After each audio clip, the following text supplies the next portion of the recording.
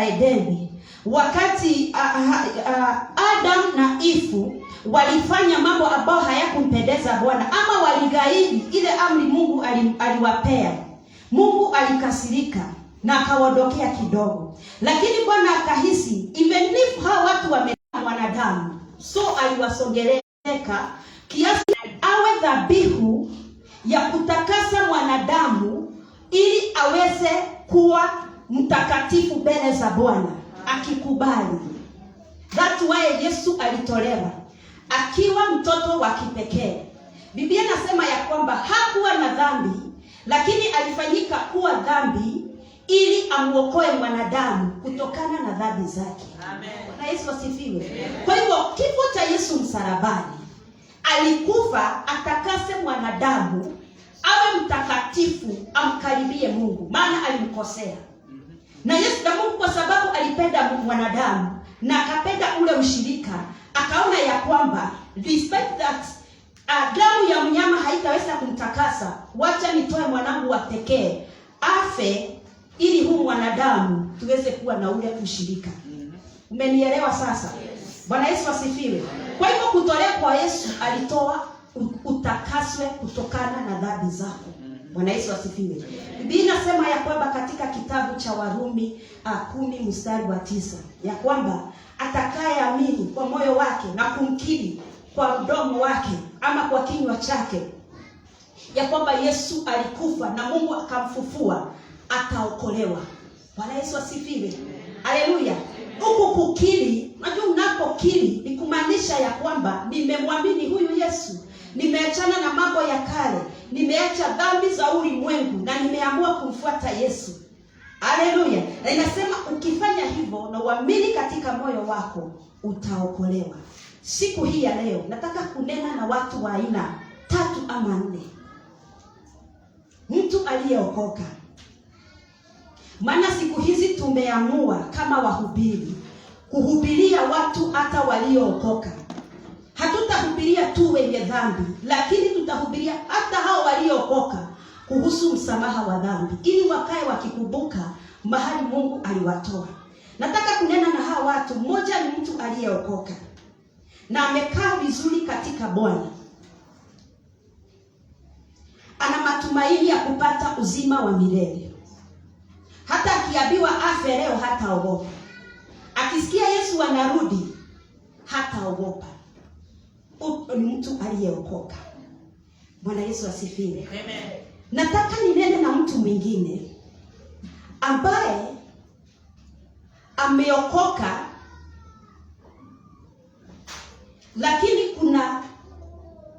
kuna maroho huwa inamvuta, anahisi naweza toka katika wokovu, ama kuna challenges in life, ama amechoka na anahisi ya kwamba ni kama ninaweza rudi nyuma. Ameokoka, lakini ndani yake pengine kuna mambo anakutana nayo, mema ama mabaya. Maana hii dunia ina raha zake, ina mambo mazuri.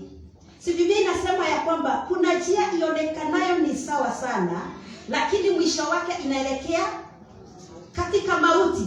Kwa hivyo ako hapo, kuna njia anaona ni sawa sana, lakini hiyo njia akiikubali, kuna mahali inamuelekeza na ni katika mauti. Huyo ni mtu wa pili, kwa kwamba anahisi naweza rudi nyuma. Nataka kunena na mtu mwingine ambaye hajielewi kama ameokoka ama hajaokoka. Bwana Yesu asifiwe. Hajielewi. Leo anaweza sema ameokoka, lakini akirudi nyumbani anahisi ni kama hajaokoka. So huyo mtu huwa hajielewi kama ameokoka ama hajaokoka. Ako tu hapo. Bwana Yesu asifiwe. Kuna mtu mwingine wa 4 ambaye ni mwenye dhambi. Hajaikubali Yesu awe Bwana na mkombozi wa maisha yake. Bwana Yesu asifiwe. Ako tu vile tu alizaliwa katika dhambi, ako vile. Bwana Yesu asifiwe. Hao ni watu wa 4. Mtu huyu wa kwanza ambaye ameokoka, nimtie nguvu na nimwambie kwamba simama imara, Bwana akute kama umesimama. Biblia inasema wale watakaoshinda Amen. Wavumilie hadi mwisho, si watapewa thawabu ambao ni uzima wa milele. Kwa hivyo nimtie nguvu huyu mtu, nimwambie kwamba simama, kwa sababu kuja kwa Bwana wa Mungu kumekaribia. Na unaweza sema urudi leo, arudi. Bwana Yesu asifiwe. Kwa hivyo nimtie nguvu, nimwambie simama imara, usirudi nyuma. Bwana Yesu asifiwe. Usiangalie upande wala upande, songa mbele, maana kuna mahali unaelekea. Haleluya. Amen. Kuna huyu mtu wa pili ambaye anahisi ya kwamba anaenda rudi duniani. Amen. Mwambie ya kwamba usirudi katika dunia. Kwa sababu si Biblia inasema ya kwamba pepo akitolewa huwa anatangatanga akitafuta ni wapi ataingia. Na Biblia inasema ya kwamba akishaingia atakuwa mbaya. Huyo mtu atakuwa mbaya kuliko mwanzo. Nikwambie ya kwamba hivyo unavyosema na esarudi, shetani amekugojea. Amen. Siku nyingine tukaambiwa hapa na our bishop, ukirudi tu yawezekana hata ukaitoka hii dunia, kwa sababu shetani amekugoja.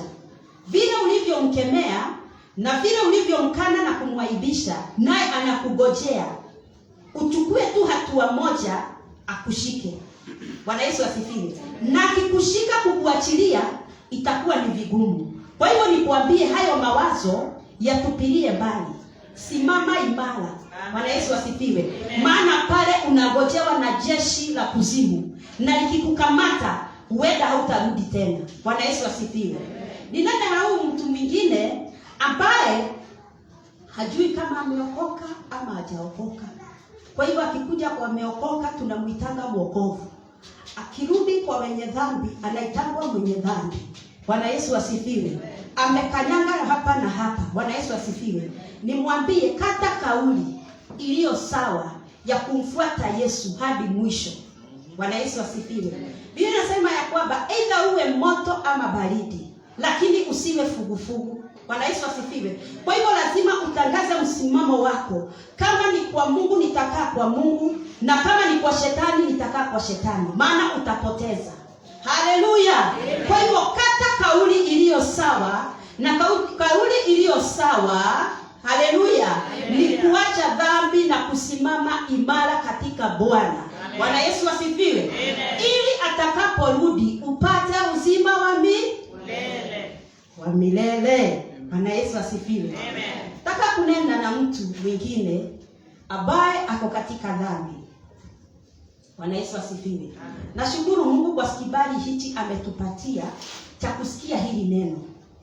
Kanisa kama haitahubiri kuhusu kurudi kwa Yesu, sijui watu wanaelekea wapi. Bwana Yesu asifiwe. Kanisa kama halitahubiri dhambi ni mbaya, sijui inaelekeza watu wapi. Kwa hivyo Mungu ametujalia siku hii ya leo tuweze kusikia hili neno ambalo linasema Yesu yu karibu kuja, na anakuja kuchukua kanisa ambalo haina mawaa, kanisa ambalo limejitakasa na kuwa tayari kumpokea mwana wa Mungu. Haleluya. Nimwambie huyu mtu siku ndiyo hii. Siku ni gani? Siku ndiyo hii. Biblia inasema katika Wakorintho wa pili mstari wa 6 hapo inasema ya kwamba wokovu ni leo. Siku ya wokovu ni leo. Ni sawa sawa? Usiseme kesho. Siku ya wokovu ni leo. Haujui kesho kutakuwa namna gani. Amen. Biblia inasema ya kwamba kama mtu angejua mwizi atakuja, ama mambo yote iko kwa Biblia. Kama mtu angejua mwizi atakuja, angejipanga, angefunga vizuri nyumba yake, angejiandaa, angeweka watchman, lakini huwa ajui. Na Biblia inasema ya kwamba kuja kwake kutakuwa kama ile usiku mwizi ukuja bila wewe kutarajia. Nimepatwa na waizi kwa nyumba na sikuwa nimejipanga, sikuwa natarajia watakuja. Kwa hivyo walipokuja waligonga tu mlango na wakaingia. Lakini kama ningejua, kama majirani wangejua tutavamiwa usiku, si wangejiandaa? Sasa Biblia inasema ya kwamba kuja kwake kutakuwa kama hiyo siku ya mwizi Amen. Ambayo mtu huwa hajui atakuja. Amen. Kwa hivyo tu huwa anakuja. Bwana Yesu asifiwe. Nimwambie ya kwamba hatujui ni kesho ama ni saa hii ama ni dakika hiyo ingine ya kwamba kuja kwake kutafika.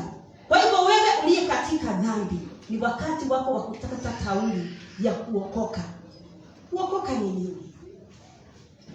Kuokoka ni kukubali ya kwamba mimi ni mwenye dhambi, na kama vile Biblia inasema katika Romans ya kwamba atakayeamini na kukiri kwa kinywa chake ya kwamba Yesu alikufa na Mungu akamfufua katika wafu, ataokoka. Kwa hivyo tunapookoka ama wokovu ni wakati tunaamini ya kwamba Yesu alikufa kwa sababu ya dhambi zangu. Si kuwa mzuri, Bwana akanifia msalabani. Ni mimi nilikuwa nilipishwa hii deni, lakini kwa huruma za Bwana akamtoa mwanawe wa pekee akafanyika dhambi ili niokolewe. Bwana Yesu asifiwe. Kwa hivyo ukiamini hicho kifo cha Bwana Mungu Yesu msalabani na damu iliyomwagika ya kwamba ilimwagika ikutakase, then utaokoka. Hiyo ndio wokovu. Wokovu si sarakasi nyingi, si mambo mengi, si kuoga na maji ya chumvi. Bwana Yesu asifiwe. Sio kupewa mifupa ya nguruwe. Haleluya. Si kuwashiwa kado za reli, si kuambiwa na watu waliovaa mavazi ya kutisha. Lakini wokovu ni wakati unapokubali ya kwamba Yesu alikufa msalabani kwa ajili ya dhambi zangu ili nikiamini nipate kuokolewa. Hiyo ndio wokovu.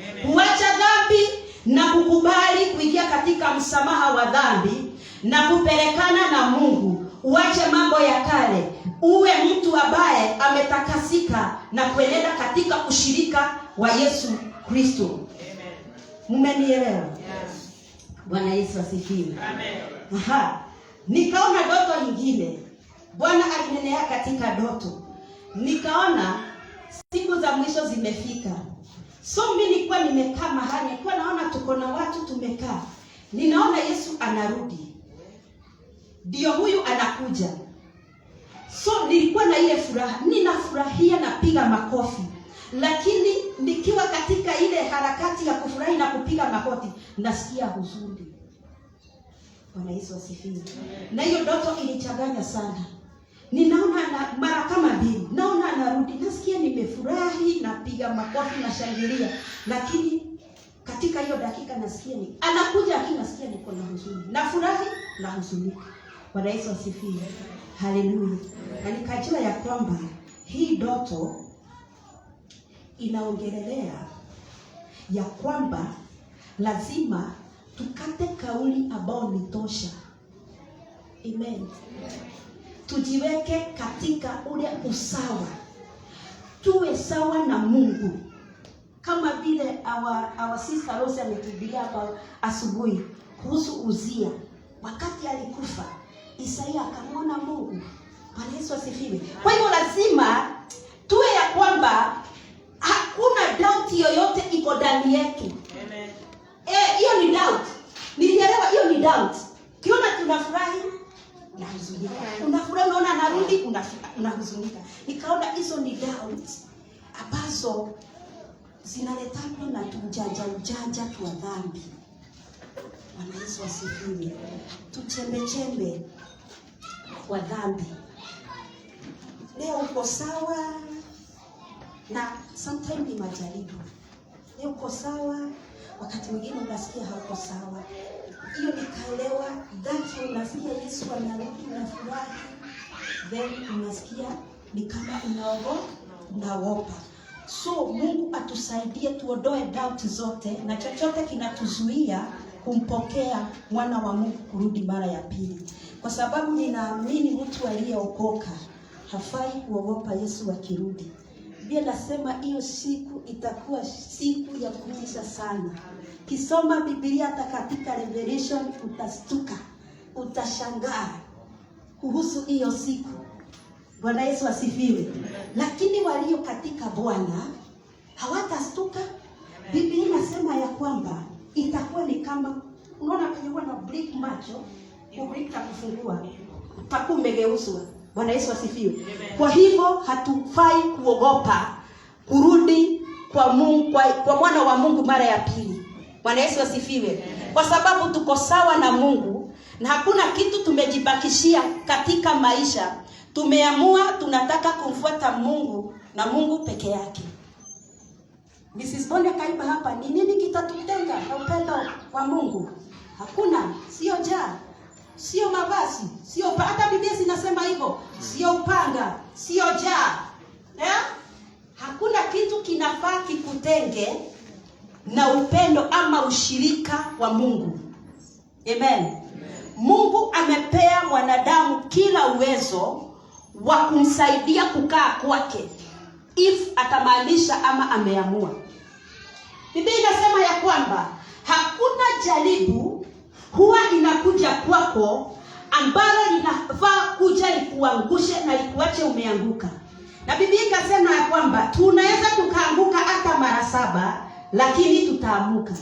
Kwa hivyo ni kumaanisha ya kwamba hakuna jaribu lolote linafaa likute Mkristo limuangushe na ingia kwa dhambi na akae katika dhambi. Hakuna. Bwana Yesu asifiwe. Maana Mungu amekupea all the material, chochote unahitaji kama Mkristo ama mtu aliyekoka kukaa katika Bwana. Amen. Yeye ndiye huwa anapeana hizo nguvu kukaa katika Bwana. Maana alisema ya kwamba alipokuwa na paa mbinguni, na sitawaacha upweke, nitawaachia Roho Mtakatifu ambaye atakuwa akiwasaidia jinsi ya kukaa katika haya maisha. Bwana Yesu asifiwe. Haleluya. Na si anasema ya kwamba amani ni wapeao, ulimwengu huu hauwezi ukaipata. Kumaanisha ya kwamba Mungu akona kila kitu ambacho mwanadamu anahitaji, aliyokoka kukaa katika Bwana, avumilie hata kuja kwake mara ya pili. Bwana Yesu asifiwe. Haleluya. Sijakuja kunena haya maneno yote ni wastue, lakini ni vile neno lilivyo. Siongezei wala sitoi. Na nimemuomba Mungu sana hata katika hili. Kamwambia Bwana, katika kupeana ujumbe wako, sitaki niongeze wala nitoe. Amen. Maana ninajua kuna hatari katika kutoa na kuongezea. Unafaa ulete neno vile linavyosema. Lakini siku hizi zimeongezewa na limetolewa. Bwana Yesu asifiwe. Lakini Biblia inasema si kuna mshahara ya hao watu. Haleluya. Kuna mshahara ya hao watu ambao wanatoa na naongeza. Kisoma katika Biblia, I think in Leviticus, in the book of Leviticus, kuna mahali nasema ya kwamba kuna wakati nilihubiri hiyo neno about wale watu wanafaa kusimama hapa madhabahu. Kuna mahali Biblia inasema ya kwamba na mtu akona kitu ambacho kilichozidi mwili. Sinaona kuna watu wako na vidole 6. Umeona? Yeah, wako na vidole 6. So, wakati nilikuwa nasoma hii neno nikaelewa ya kwamba Bwana alikuwa ananena hivi, in the spirit, kitu kilichozidi mwili ni kitu ambacho unaongezea katika neno la Bwana ambacho hakifai. Amen. Unawaambia watu fanyeni hii lakini unazidisha. Amen. Hizo ni vitu ambazo zimezidi mwili na hazifai. Kwa hivyo hatufai kuongezea neno la Bwana wala kupunguza. Tunafaa tulilete vile ambavyo linavyosema. Bwana Yesu asifiwe. Amen. Bwana Yesu asifiwe. Amen. Masaa naona imeenda sana. Umenipea saa ngapi? Mimi nimeongea sana ama? Neno katika kitabu cha Mathayo 24. Nataka niulete huu ujumbe. Na ujumbe umeanza. Pengine uko 3 quarter ndio imebaki. Tunaenda kumalizia. Katika kitabu cha Mathayo 24.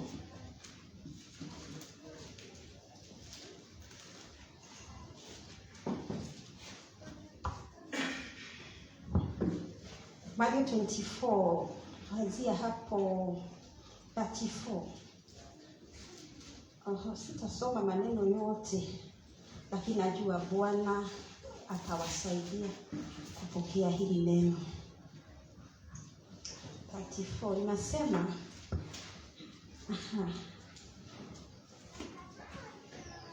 wacha nisome. Biblia inasema ya kwamba amini nawaambia kizazi hiki hakitapita hata hayo yote yatakapotimia. Mbingu na nchi zitapita, lakini maneno yangu hayatapita kamwe. Amen. Wacha niruke hapo 38. Nasema ya kwamba kwa kuwa kama vile siku zile zilizokuwa kabla ya gharika, watu walivyokuwa wakila na kunywa, wakioa na kuolewa, hata siku ile aliyoingia Nuhu katika safina, wasitabue hata gharika ikaja ikawachukua wote, ndivyo utakavyokuwa kuja kwake Mwana wa Adamu. Wakati ule watu wawili watakuwako kodeni, mmoja atwaliwa, mmoja aachwa. Na wanawake wawili watakuwa wakisiaga, mmoja atwaliwa, mmoja aachwa. Amen. 42 nasema kesheni basi, kwa maana hamjui ni siku ipi takavyokuja Bwana wenu.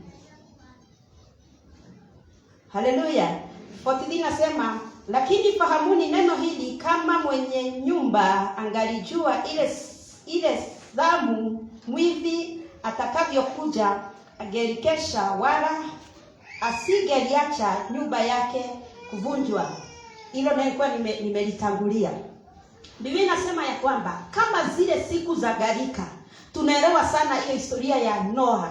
Wakati Mungu alimwambia ama alipata kibali na Mungu akamwambia ajenge safina, na ilipomalizika akaambiwa watu waingie, lakini wakakataa kwa sababu waliokuwa kutanyesha, lakini wakaona ni mzaha. Lakini mvua ilipoanza kunyesha, ilinyesha na ikaweza kumaliza watu. Bwana Yesu asifiwe. Sasa Biblia inasema ya kwamba kutakuwa vile, na Biblia inaelezea vile tunakuanga na normal life. Sinaona hata inaelezea wanawake wawili watakuwa wakisiaga. Si watu tunasiaga mahindi masaa ya jioni, sio? Tunasiagaga unga masaa ya jioni, unapatanga wamama wamepanga laini wakisiaga wakienda duka. Sasa Biblia ilijaribu kuelezea ya kwamba itakuwa tu maisha kama vile tu tunavyokaa. Amen. Kuna mahali inasema ya kwamba watakuwa wamelala, moja ataenda, moja atabaki. Kwa hivyo inamaanisha vile tu tunavyokaa hii maisha ndivyo kutakavyokuwa. Kwa hivyo unaona vile tumekaa hapa. Amen. Hivyo tu ndivyo kutakavyokuwa. Bwana Yesu asifiwe. Lakini Biblia inasema ya kwamba unapoteremka ya kwamba kesheni mkiomba. Na hili neno kukesha inamaanisha kaeni tayari. Kaeni mkiwa mmejiandaa. Bwana Yesu asifiwe. Usiseme nitakuwa sawa siku ya Jumapili ama siku ya ushirika. Inaposema kesheni mkiomba, inamaanisha all the time. Kaa awake. Jua anything ama anytime Mungu anaweza rudi. Yesu anaweza akafunuliwa. Kwa hivyo lakini ukikuwa umekaa tayari, wewe hautaachwa. Bwana Yesu asifiwe. Nataka nilete ujumbe yani ukaweza kuelewa ya kwamba kuja kwa mwana wa Mungu itakuwa tu vile huwa tunakaa maisha ya kawaida. Lakini ni vizuri watu aelewe nyakati ambazo tunazoishi. Biblia inasema ya kwamba na hiyo siku watu watapenda kuolewa na kuoa. Amen. Amen. Watapenda kuoa na kuolewa. Lakini sio vibaya kuoa na kuolewa. Amen. Amen. Lakini ina kenye inamata unaolewa namna gani? Bwana Yesu asifiwe. Amen. Nataka nisome neno katika kitabu cha in 2 Timothy. Hili leo nilisoma kitabu sana, lakini huwa ndani yangu linachemka. 2 Timothy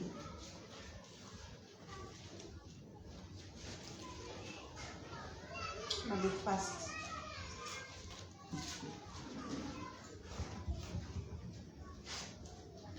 Ni 1 Timothy chapter 4. Mpaka niende kwa haraka. Biblia inasema ya kwamba basi Roho anena waziwazi ya kwamba nyakati za mwisho wengine watajitenga na imani,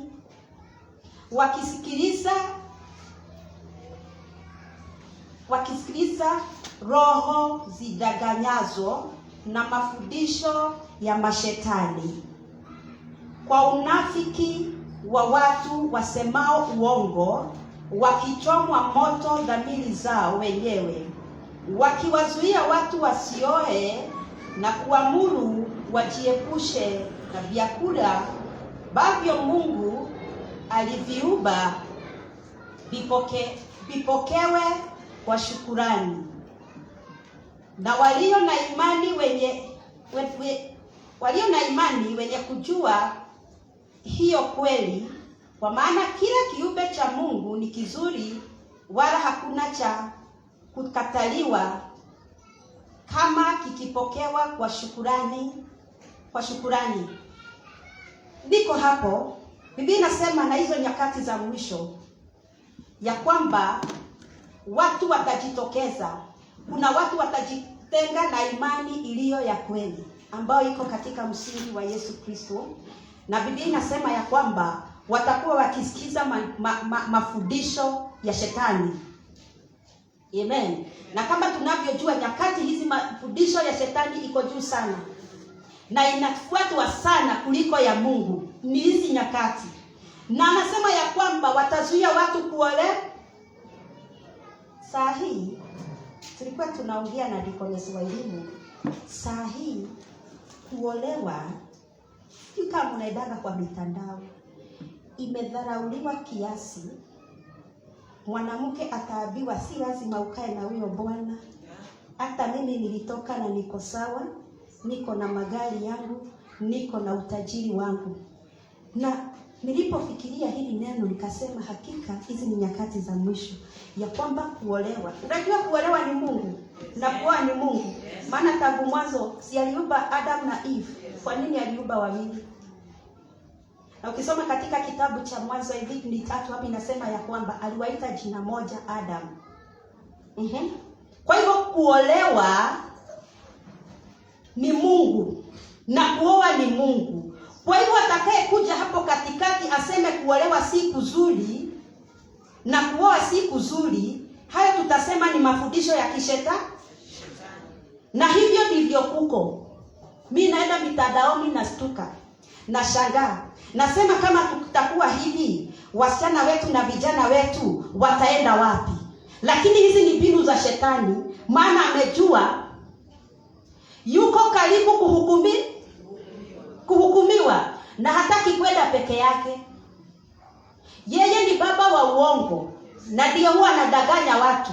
Wanapolala anaambiwa acha huyo mzee, utakuwa sawa. Bwana Yesu asifiwe. Lakini nimekuja kusema ya kwamba neno la Mungu halijichanganyi. Liliposema watu waolewe wakioa, Mungu alijua kwa nini. Kwa hivyo hiyo inatokea katikati yasema watu wasioe wasiolewe. Hiyo ni mafundisho na inaonyesha ya kwamba kuja kwa mwana wa Mungu kumekaribia sana. Bwana Yesu asifiwe. Na ndiposa shetani amefanya chochote, amefungua makampuni. Amen. Amebrand vizuri sana ili adanganye watu, maana kuhukumiwa kwake kuko karibu.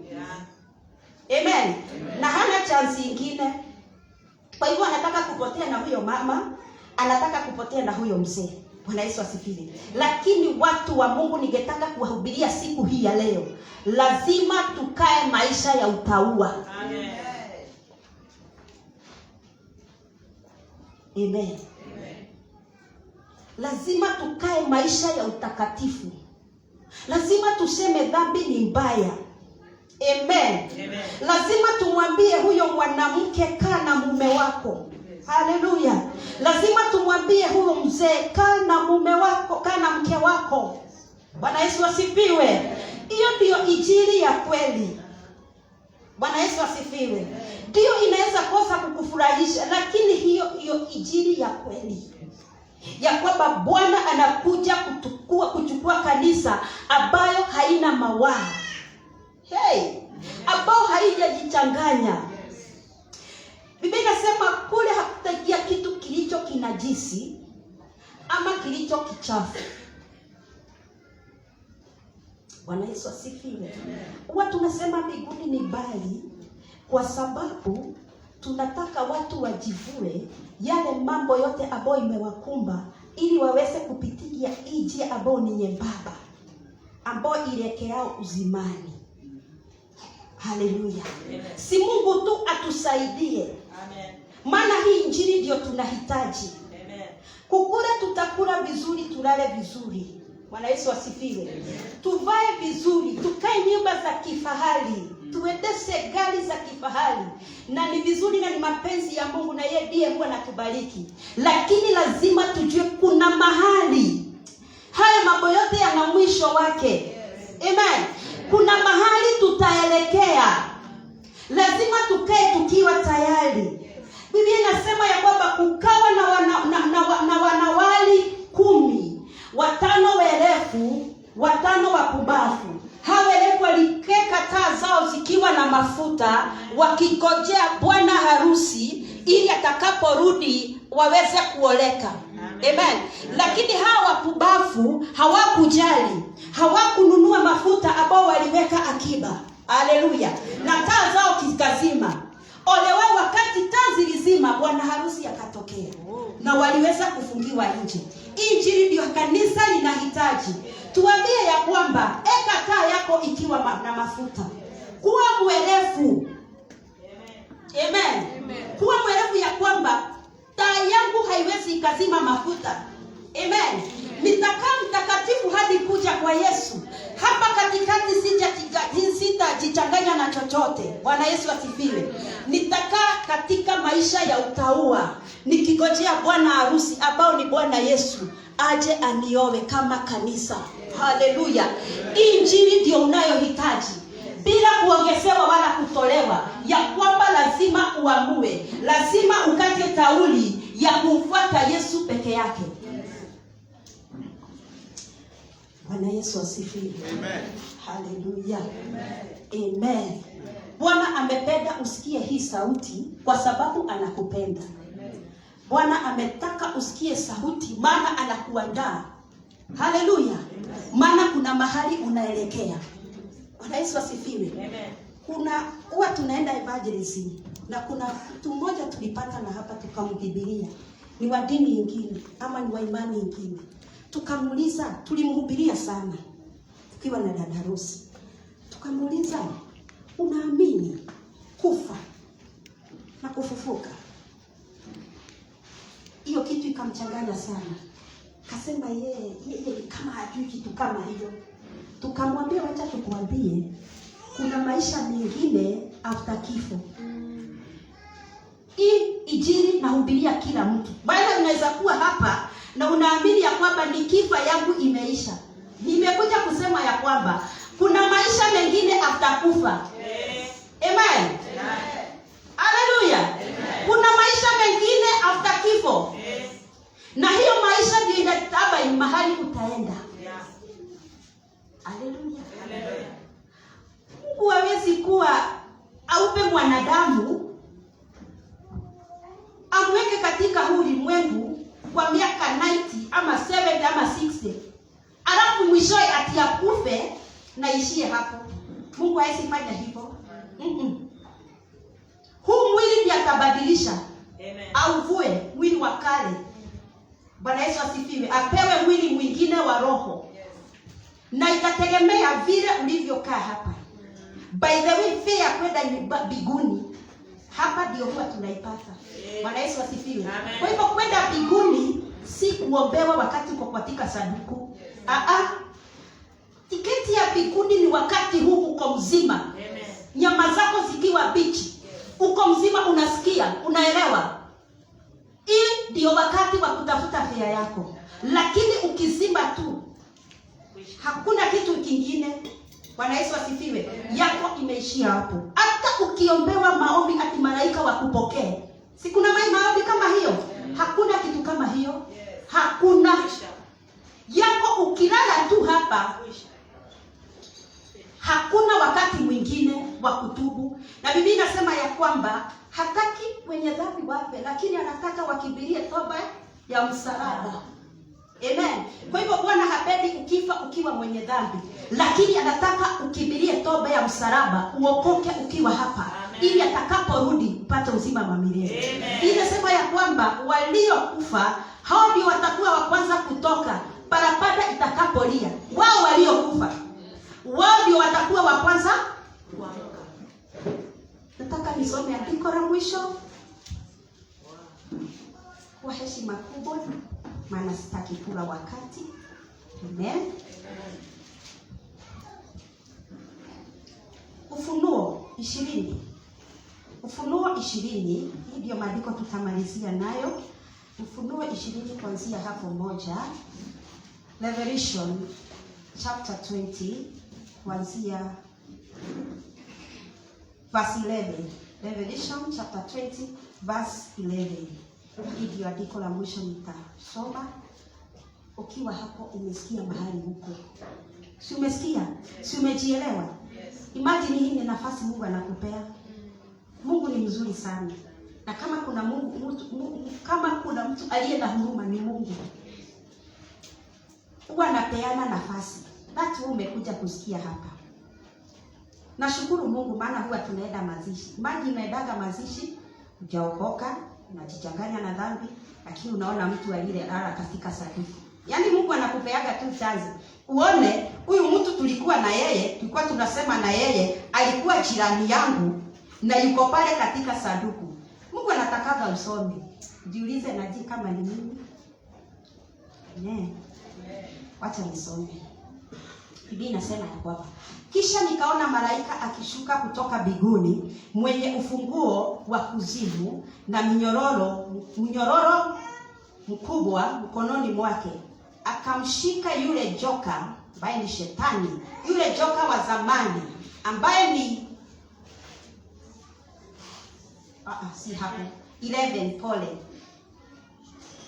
Biblia inasema verse 11, kisha nikaona kiti cha enzi kikubwa cheupe na yeye aketie juu yake, ambaye nchi na mbingu zikakibia uso wake. Hakuwa ni siku ya utisho sana. Na haya ni maono ya ambayo Yohana aliona. Na mahali pao hapakuonekana. Nikawaona wafu wakubwa kwa wadogo wamesimama mbele ya hicho kiti cha enzi, na vitabu vikafunguliwa, na kitabu kingine kikafunguliwa. Haleluya. Ambacho ni cha uzima. Na hao wafu wakahukumiwa katika mambo hayo yaliyoandikwa katika vile vitabu, sawa sawa na matendo yao. Haleluya. Sawa sawa na matendo yao. Bahari ikawatoa wafu waliokuwamo ndani yake. Hakuna kupotea. Unaona hata wale watu walikufa wakaenda na maji, hawakuonekana tena. Hiyo siku Biblia inasema ya kwamba kuzimu itatoa wafu wao na bahari itatapika watu wao. Kwa hivyo hakuna mahali unaweza ukakimbilia. Hata ukioza, ni huu mwili wanaoza, lakini kuna mwili huo wanadani urudi. Haleluya. Bahari kawatoa wafu waliokuwamo ndani yake, na mauti na kuzimu zikawatoa wafu waliokuwamo duniani ndani yake. Wakahukumiwa kila mtu kwa kadri ya matendo yake. Mauti na kuzimu zikatupwa katika ile ziwa la moto. Hii ndiyo mauti ya pili. Amen. Hii tunakufa ni ya kwanza, lakini kuna ya pili. Na Biblia inasema ya kwamba huko kutakuwa ni kusaga meno. Amen. Kusaga meno.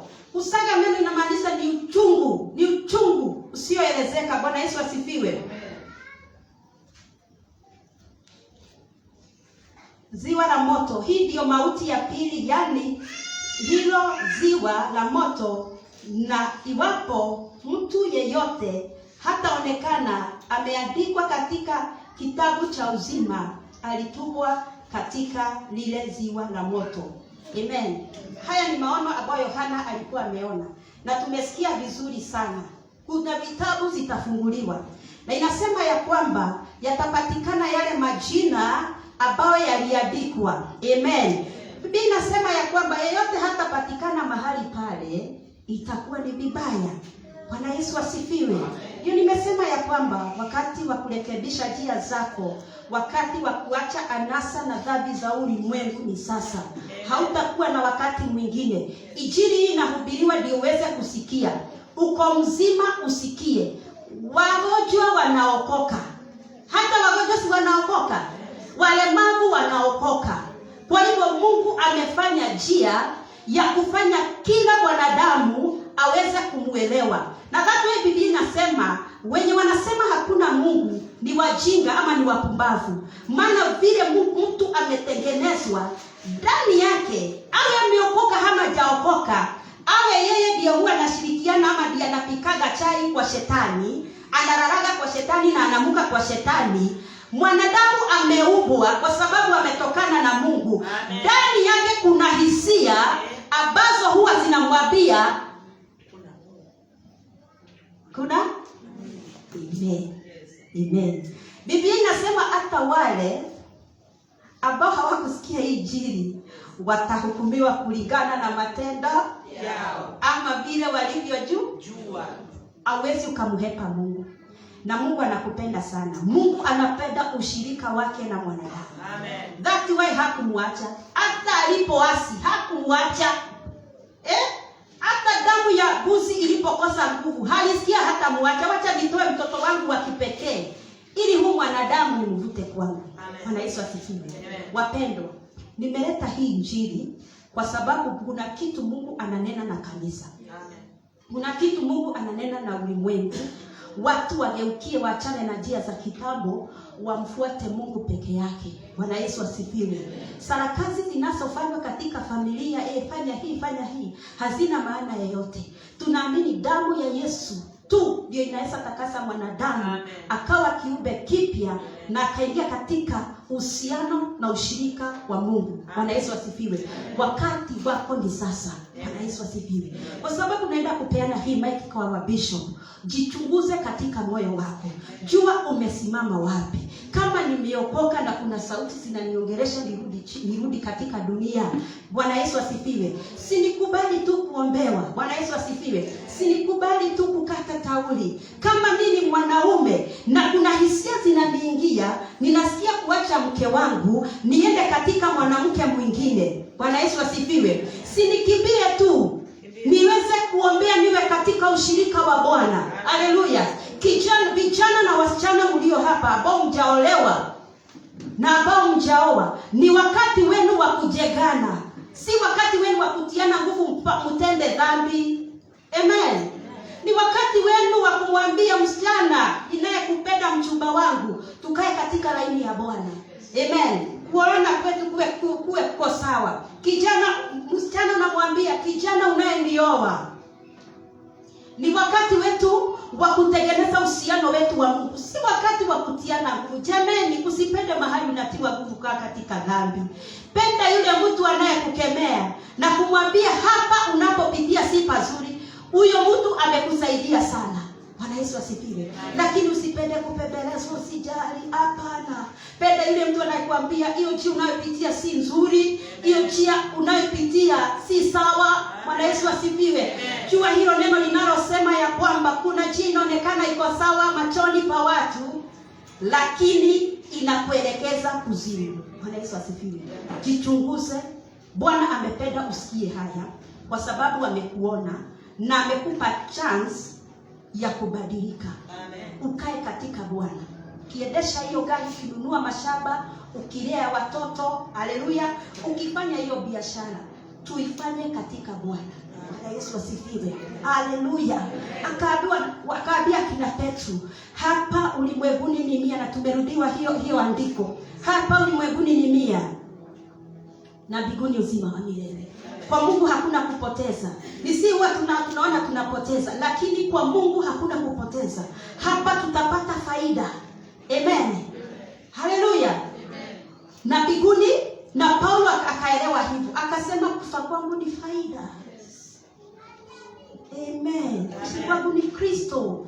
Kwa hivyo alijua nikiishi niko sawa, na nikifa niko sawa. Amen. Situfike hapo. Nikifa leo, nikilala, nikizikwa, niko sawa. Nikiishi hapa, niko sawa. Mungu atusaidie. Nataka kuleta wabisho ili aweze kutumalizia. Nataka kuongea. Bwana awatie nguvu tena. Wewe unataka kurudi dunia, usirudi dunia. Anytime Yesu anaweza rudi. Karibu wabisho. Tupigie makofi mazuri.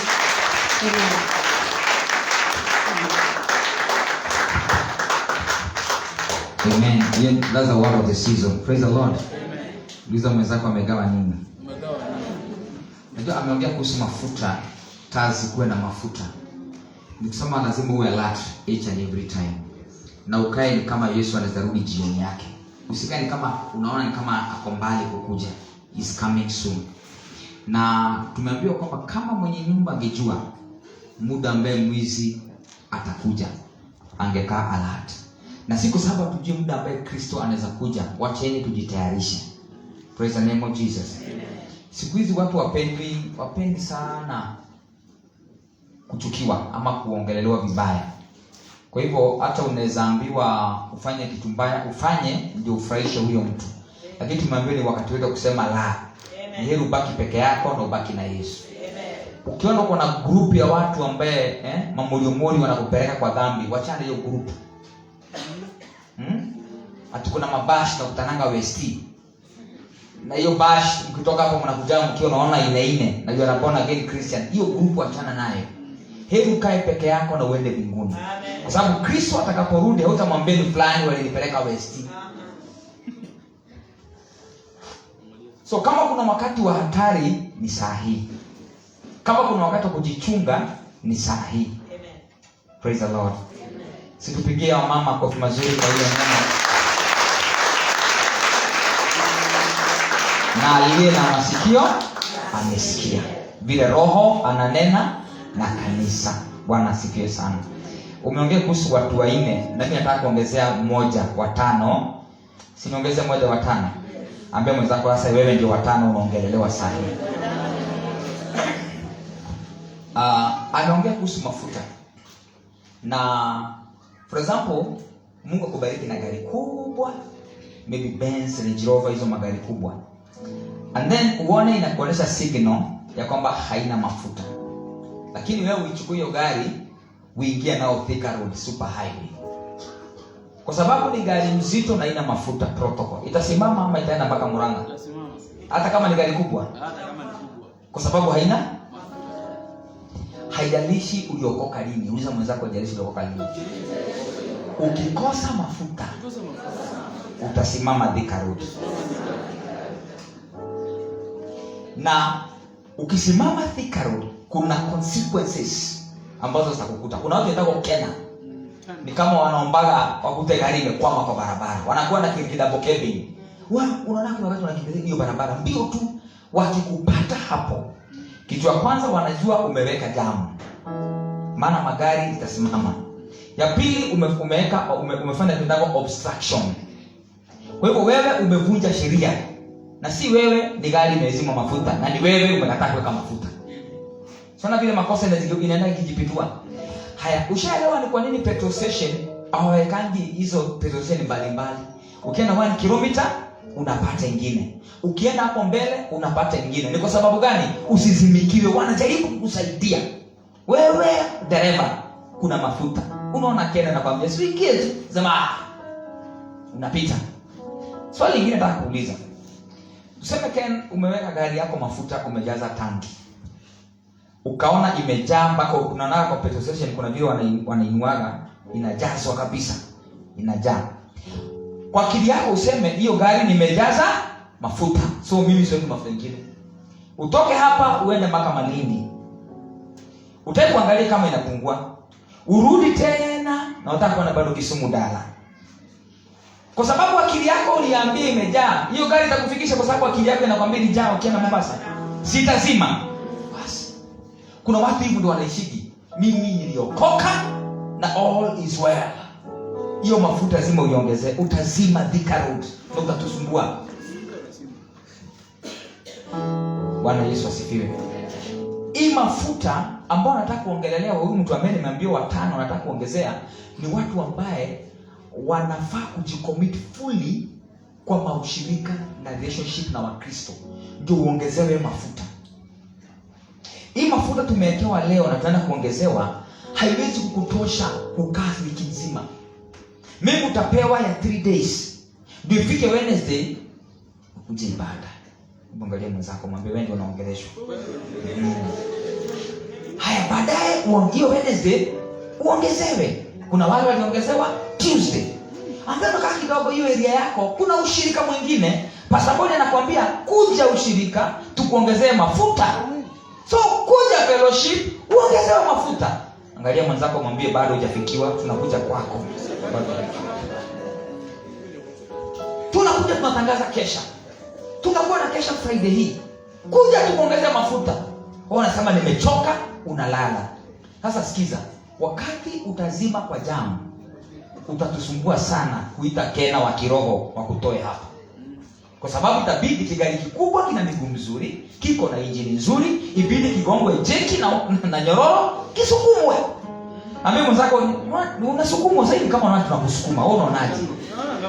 Kama tunakusukuma. Kwa sababu ukikosa mafuta utazima. Wapendwa, niwaambie kitu moja. Na hii tulikuwa tunaongea na dada moja wiki hii wa chat hapa. Na nikamuuliza swali moja, tukaulizana na yeye kwamba kile ambacho tumekuwa tukiomba Mungu atutendee, majority yetu Mungu ametutendea. Kwa mfano kama ni mke, wengine tulipewa, wengine kama ni wazee ukabarikiwa, si ndio? Uko na familia. Na wale hawana, hii mwaka wanapewa. Hello. Hi ladies. Hi girls. Nasikia hai mtoi, si unafaa unakaimata hiyo, sema amen. Unaona baada unasikia protocol anakuja sema wewe taka chance kama nikana utaja fita kama imani natangaza kutakuwa na committee ya blessings na kama tabu. Ukisikia line yako imetatu unasema amen, you never know malaika ako hapa. Au ukisema amen Bwana amekuletea mtu hata kama ni Musaina. Hello. Sasa nilikuwa wapi?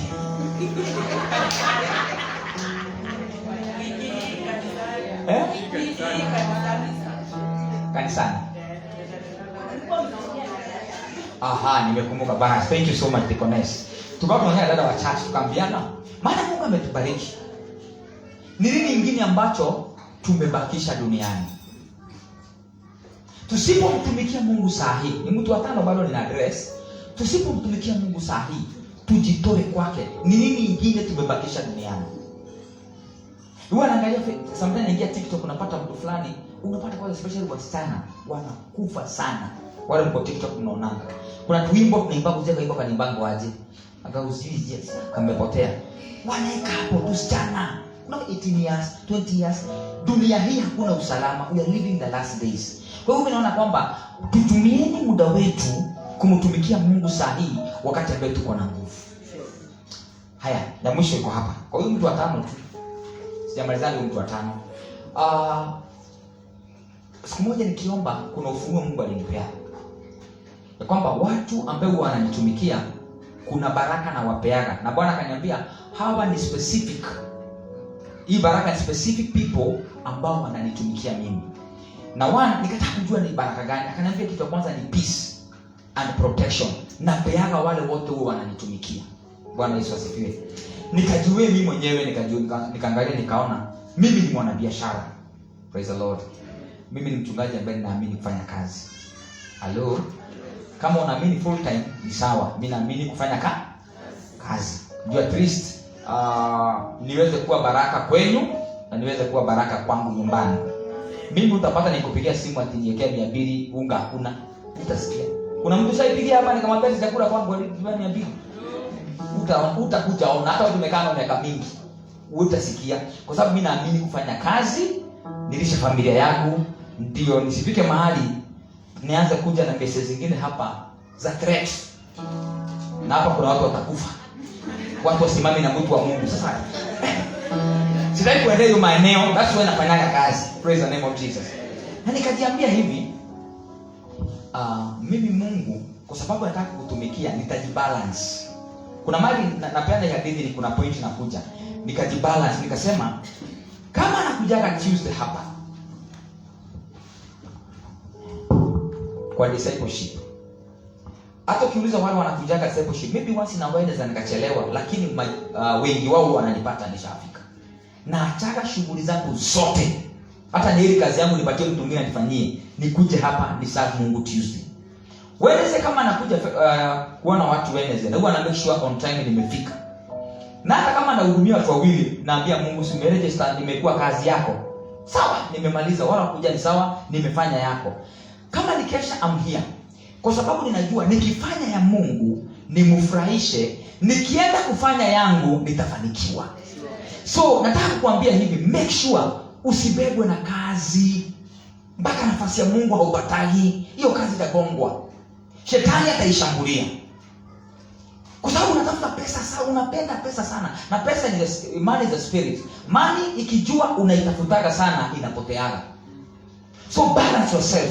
Ujiambie kama midweek sitapatikana maybe katika mchana, na make sure jioni nimeenda fellowship kwa fulani. Na make sure jioni niko ibada kanisani. Balance yourself.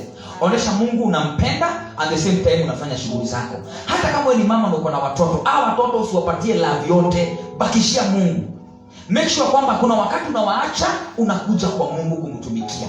Na ukifanya hivyo utapokea protection, visirani vitaondoka, amani ya moyo itakuwa your portion. Serve the Lord. Now make sure haujakwama kwa barabara. Mpe mwenzako kuja kanisani tukuongezee mafuta. Sasa nataka kumaliza kusema tumekutengenezea fellowship ya Wednesday. Angalia mwenzako nikisema Wednesday unamwangalia haukuji, sawa? Tumekuwekea discipleship every Tuesday. Tukuje tukuongezee mafuta. Haukuji na tukulipishi. Tunakuwekea mafuta free na ukuji. Haya. Tunakuwekea gani nyingine? Tunakuwa na fellowship ya Wednesday nyingine ya saa 4 Kangemi. Na kuna watu wanaishi hiyo maeneo hawendi na ulipishi. Praise the Lord. Haya, Friday pia tuko na fellowship Rispo, tuko na fellowship kwa Pastor Boni, tuko na fellowship nyingine ya Agape ya pande hii. Hizo ni 3. Make sure tumekuletea fellowship mpaka mahali karibu unakuja, mahali ambapo unaishi na haukuji.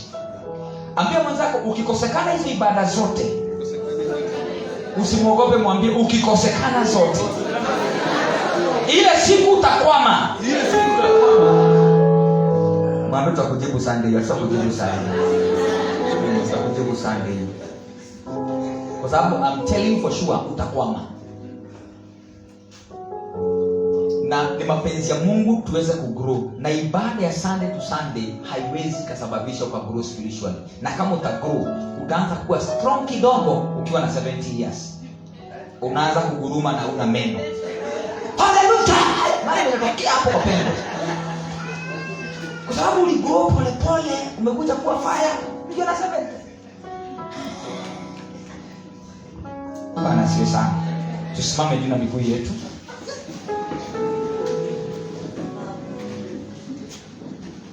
Praise and worship, tunaomba mje tuweze kumwabudu Bwana. We are going to pray.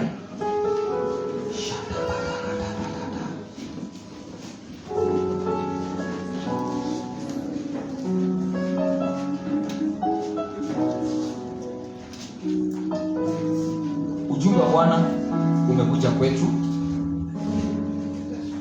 na wakati mhubiri alikuwa anahubiri, nilikuwa nasikia moyoni mwangu this is a prophetic message.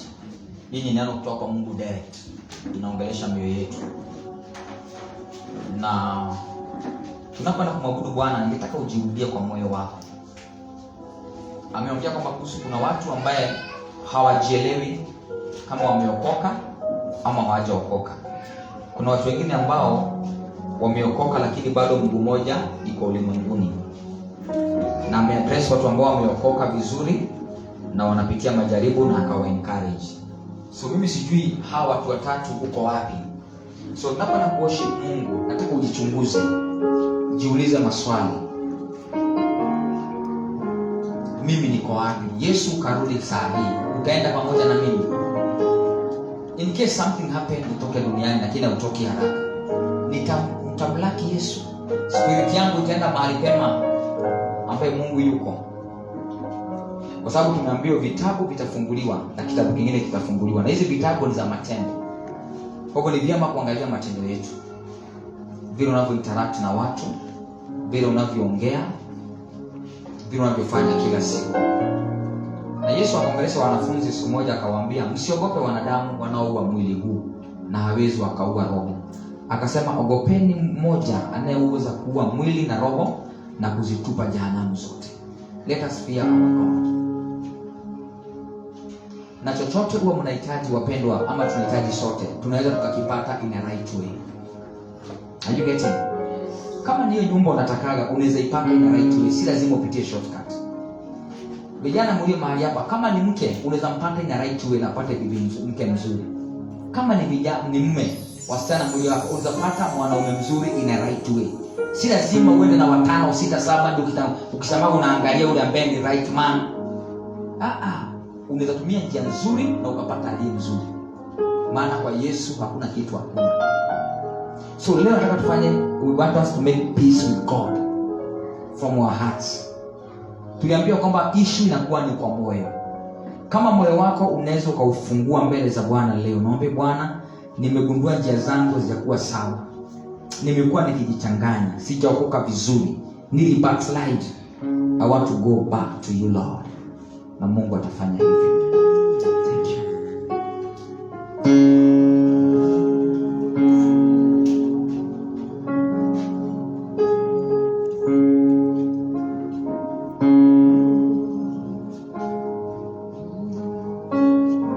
My soul says yes, says yes, says yes.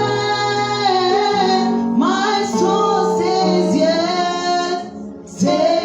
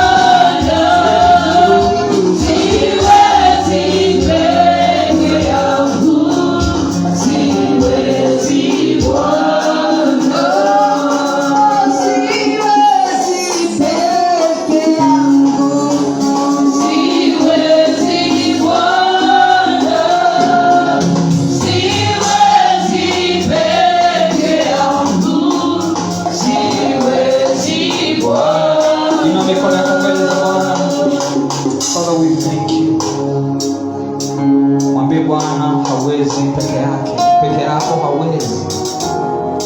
Safari hii ya kumgoja Yesu arudi, hauwezi peke yako.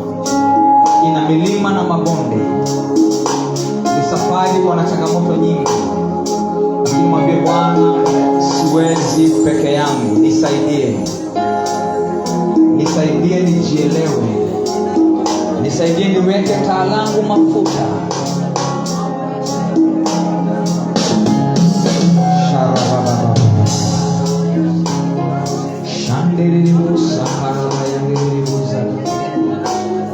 Usijione ni kama you are perfect before God. Tell God, help me. Hii vita ni ya kiroho, hekima yangu haiwezani. Si mambo na experience yangu, but God is about to help me, Lord.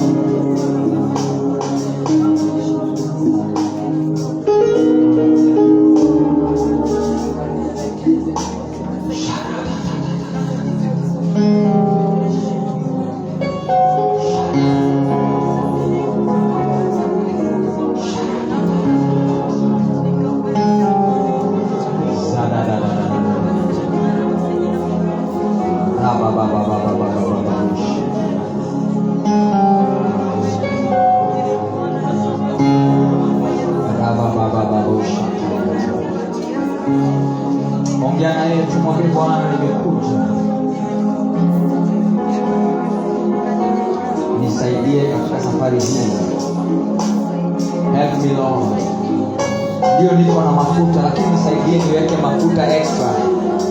Niingie your petrol station each and every time and fuel my spirit. Magari yanaingia kwa every petrol station kuongezewa mafuta.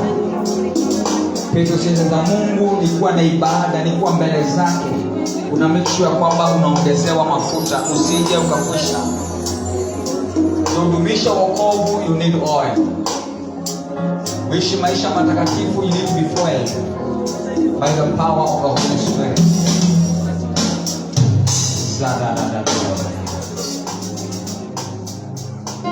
Thank you, Lord. Tukiwa katika uwepo huo wa Bwana, uko hapo na Yesu huyu haujamjua kama Bwana na Mwokozi wa maisha yako. Tunaambiwa kwamba kama hautaamini na ukiri, mbinguni kwako itakuwa ni ngumu kuingia. Certificate ya kuingia mbinguni si kaburi. Certificate ya kuingia mbinguni ni kumkubali Kristo kuwa Bwana na Mwokozi wa maisha yako. Ili hata ile siku utaingia hiyo kaburi, utaingia ukiwa na yeye, na utafufukia the other side with the glory of God. Moyo wa Kristo wa believer hauangamii. Ni transition, unaingia the other world na hautapotea. Na hiyo neno limekufikia na ukasema ndio, na hisi ni mimi Mungu ametumana kwa ajili yangu. I want to give my life to Christ. Tukiwa katika hiyo uwepo wa Bwana, utainua tu mkono wako useme, preacher, I'm ready to give my life to Jesus.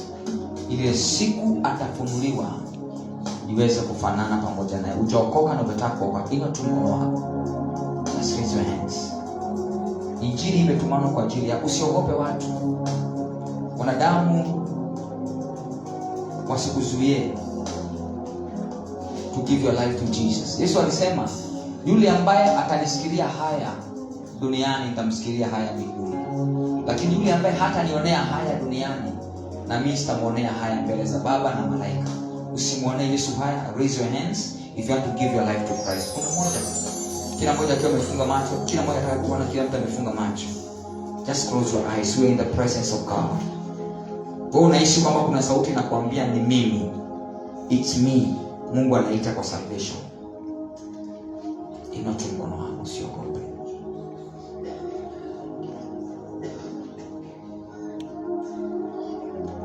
Maybe ulikuwa pia umeokoka lakini you backslided. Ukarudi kwa mambo ya ulimwengu. Na ulikuwa mpaka unatumikia Mungu. Na unataka kurudi kwa Kristo, muanze tena na yeye. Bado upendo wake ni mwingi kwako. And maybe you are not sure if you are born again or not. Hata wewe pia Yesu angetaka kukupatia a stand. Uokoke na uwe na courage ya kuface watu na kuambia I'm a born again Christian. Siko mara mbili, si kusema I'm not sure now, itakuwa sure. Unaweza inua pia wewe mkono, we pray with you. Kwamba you are not sure if you are a born again Christian. Ama ulikuwa umeokoka and then you backslided. Kuna mtu kama huyo?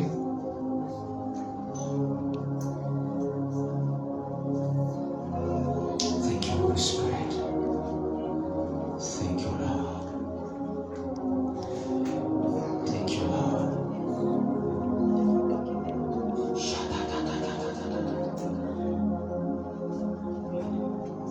Yes. We worship you.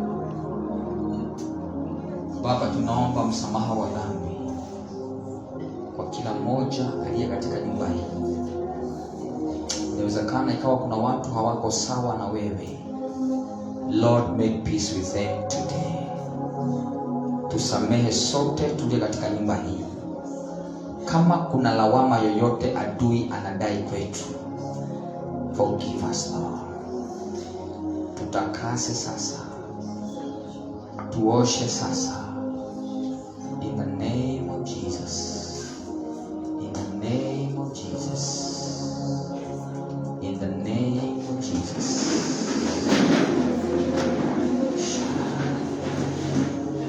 Niangalieni, if you just let us continue praying.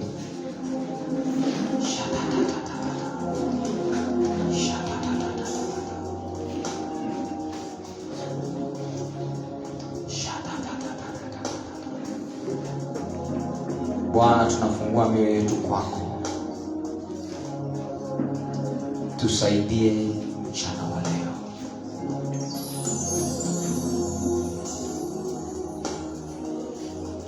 Hukumu yote shetani amekuwa akisimamisha juu ya watu wako imeandikwa, now therefore there is no condemnation to those who are in Christ. Any condemnation shetani amekuwa akiraise against the people of God, adui, ondoa hukumu yako kwa wateule hawa. Ondoa hukumu. Ondoa hukumu. Ondoa hukumu. Ondoa hukumu yako juu ya wateule wa Mungu. Ondoa hukumu kwa wamama hawa.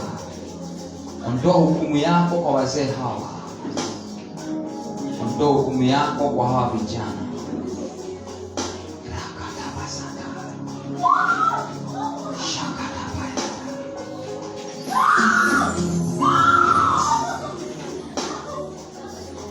Leto dada kwa mbele.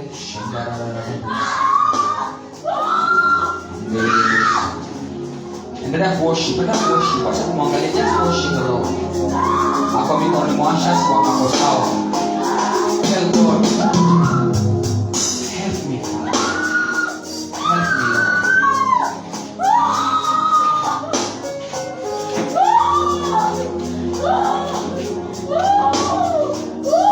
Nataka kwa dakika 3 muombe huyu dada, muombe Bwana amhurumie.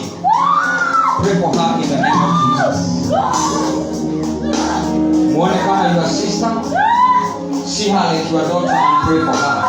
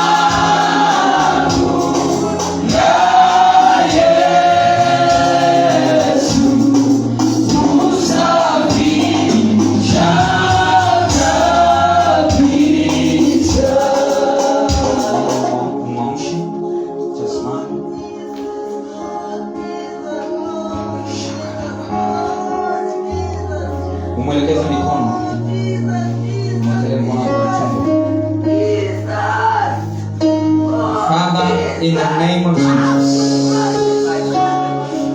Hiyo nyoka iliyotumwa kutoka baharini imekuwa ina penetrate na kutesa maisha yake. Ninakuona in the spirit. Today is your last days.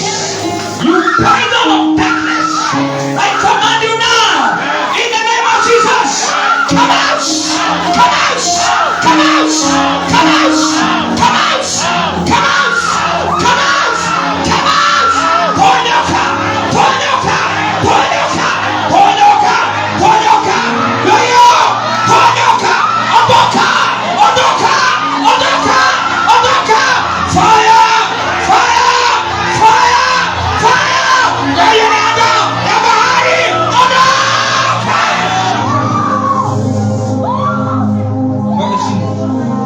Mwaka chini, mwachilieni. Hiyo bahari tunatuma moto. Hiyo bahari tunatuma moto. Naachilia moto kwa hiyo bahari. Kwa hiyo roho ya nyoka. Naachilia moto. Naachilia moto. Naachilia moto. Kwa jina la Yesu. Toka sasa. Kwa hiyo toka. Toka. Toka. Ameni kama kwa hiyo nyoka inakuwa tumbo. Na mumafela. In the mighty name of Jesus. Amelekeza mikono. Ni kama moja mnasema Jesus. Ya tatu nyoka tunang'oa na haitamtesa tena. Sasa kujua ingeingilia wapi? Kupitia kwa chakula ama kwa maji ama kwa moto. We don't care. One thing that we know, Jesus died and rose again. He is alive and he's still sending his children free. Amelekeza mikono. Ni kama moja mnasema Jesus. Na mnaposema Jesus uko kwa anga zao. Tunaachilia judgment. Watakuwa wanachomeka wote na wanaachilia huyo msichana. Kuna mresu leo kwa jina la Yesu. Haya moja. Katarabaya. Haya mbili. Katarabaya. Haya tatu. She's free now. Order your family. Order your family. Order your life. Order your life. Order your life. Order your life. Order your life.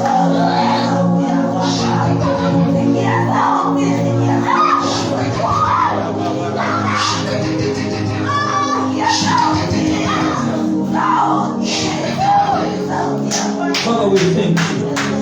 We bless your holy name. The Bible says you came to set the captive free. Thank you for your grace. Thank you for your love. I bless her. I bless her. I bless her. I bless her. I bless her. I bless her. I bless her. I bless her. In the name of the Father. In the name of the Father, the Son, and the Holy Ghost. I release authority. Authority in your head. Authority in your head. Fire of the Spirit. The blood of Jesus. The blood of Jesus. The blood of Jesus. The blood of Jesus. The blood of Jesus. The blood of Jesus. The blood of Jesus. The blood of Jesus. The blood of Jesus. The blood of Jesus.